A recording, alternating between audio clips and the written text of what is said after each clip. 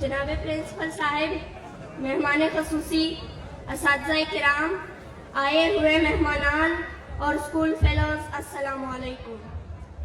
आज मुझे जिस मौजू पर लबकुशाई नसीब हुई, इसका उन्वान है क्या हम आज़ाद हैं। आज़ादी क्या है ये समझना हमारे लिए बहुत मुश्किल है, क्योंकि जब हमने इस मुल्क में जैसे आज़ाद मुमलिकत पाकिस्तान कहा जाता है आंख खोली तो उसे आज़ाद पाया है। हमने नहीं देखा इसे हासिल करने के लिए हमारे बुजुर्गों ने बेशुमार कुर्बानियां दी। हजारों खानदान बेघर हुए जिनका अंग्रेजों ने नाम और निशान मिटा दिया। उन्होंने अपनी नस्लें कुर्बान कर दी सिर्फ और सिर्फ आजादी के लिए। अगर ये जानना है कि आजादी क्या है तो कश्मीर और फलस्तीन की मिसाल हमारे सामने है। 70 साल हो चुके हैं आजादी की जद्दोजहद कर रहे हैं। वहाँ हर माँ अपने बच्चे को जन्म देते ही बिल्कुल ये नहीं कहती कि मैं अपने बेटे को डॉक्टर या इंजीनियर बना दूंगी, बल्कि वहाँ हर माँ अपने बेटे को जन्म देते ही कहती है मेरा बेटा मुजाहिद बनेगा।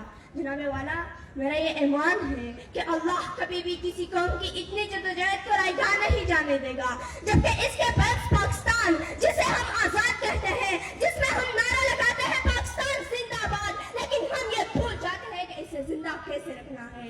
आज भी हमारे लाखों लोगों को इंसाफ नहीं मिल रहा। आज भी हवा की बेटी को सरेआम अपनी दरिंदगी का निशाना बनाया जाता है। आज भी हमारे यहाँ एक गरीब की आवाज को दबाया जाता है। हमारे यहाँ आज भी 10 साल की बच्ची की गुमशुदगी पर पुलिस इस मासूम बच्चे पर भाग जाने का इल्जाम लगाते हैं, सरेआम कत्ल कर दिया जाता है। क्या ये आजादी है? आजादी किसे कहते हैं? नहीं, हम गुलाम हैं, हम अपने ही लोगों के गुलाम हैं। हमने बाहर की ताकतों से आजादी को हासिल कर ली, पर अंदर की ताकतों से आज भी हम आजाद ना हो सके। हम गुलाम हैं अपने ही लोगों के हाथों। तुम्हारे महलों की तकमील हमारे खून पसीने से, तुम्हारे महलों की तकमील हमारे खून पसीने से, फिर भी ए अमीर शहर तुझे तकलीफ हमारे जीने से है। जनाबे वाला, हम गुलाम हैं, गलत सोचो कि हम एक आजाद मुल्क मिलते हैं भी गुलाम है। यहाँ हर शख्स किसी दूसरे शख्स के हुकूक छीन रहा है, तो हम आजाद कैसे हुए?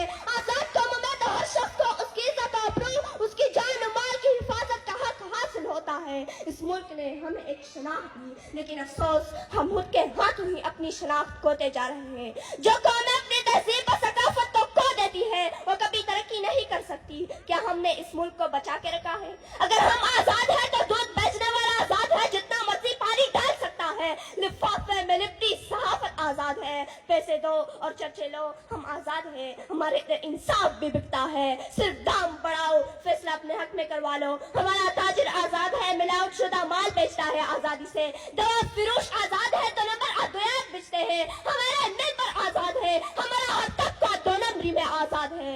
हम दोबारा उस दौर में जा रहे हैं जो इस्लाम से पहले का था। खुदारा खुद की जंगों से बाहर निकले, एक होकर इस मुल्क को आगे बढ़ाए, मुल्क को तरक्की की तरफ गामजन करने के लिए खुद का हिस्सा डाले और अपनी शनाख्त खोने से बचाए। यही वक्त है फिर से एकजुट होने का। तो आए मिलकर अहद करते हैं कि इसी पाकिस्तान की बुनियाद को कायम रखने में अपना हिस्सा डाले जिस मकसद के तहत पाकिस्तान हासिल किया गया था। मैं अपनी तकरीर इस शेर पर खत्म करना चाहती हूँ। जो कौम की तबाही चाहते हम उनसे खैरख्वाही चाहते, जो कौम की तबाही चाहते हम उनसे खैरख्वाही चाहते, जो मुजरिम है हमारे वो हम ही से सबूते बेगुनाही चाहते। वस्सलाम।